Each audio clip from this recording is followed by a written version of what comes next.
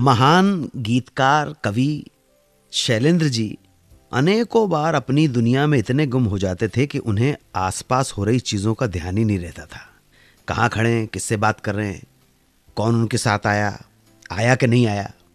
मस्तराम मस्ती में आग लगे बस्ती में, ये था। एक बार शैलेंद्र जी इप्टा का एक शो देखने सुंदरबाई हॉल गए। साथ में धर्मपत्नी शकुंतला जी भी थी। शो देखते देखते शैलेंद्र जी उसमें पूरी तरह खो गए। शो खत्म हुआ, तालियां बज उठी। शैलेंद्र भी भाव विभोर हो उठे और भीड़ के साथ साथ तालियां बजाते बजाते हॉल से आ गए बाहर।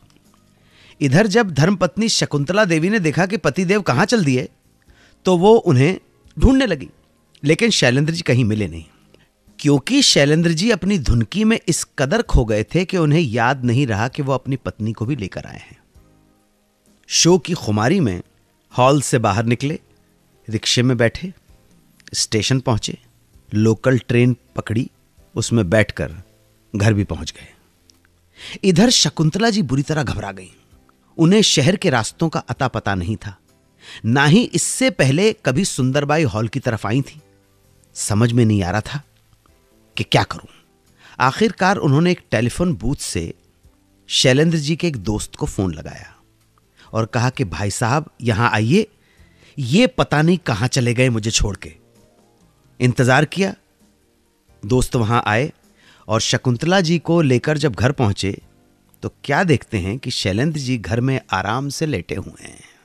उन्हें याद भी नहीं कि वो क्या कर रहे हैं, लेकिन जैसे ही उन्होंने आग बबूला हो रही अपनी पत्नी शकुंतला को देखा तो उनके दिमाग की बत्ती जल गई और बगैर किसी बहाने के उन्होंने तुरंत सरेंडर कर दिया और माफी मांगने में ही भलाई समझी। बोले, यार इतनी बड़ी गलती मुझसे कैसे हो गई, पता नहीं मुझे क्या हो गया था कि मैं तुम्हें वहां भूल आया, माफ करना माफ करना।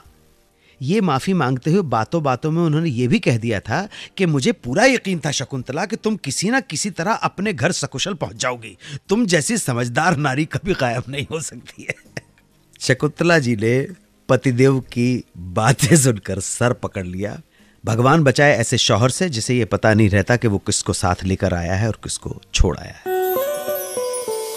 92.7 बिग FM पर सुनते रहिए सुहाना सफर विद अनु कपूर।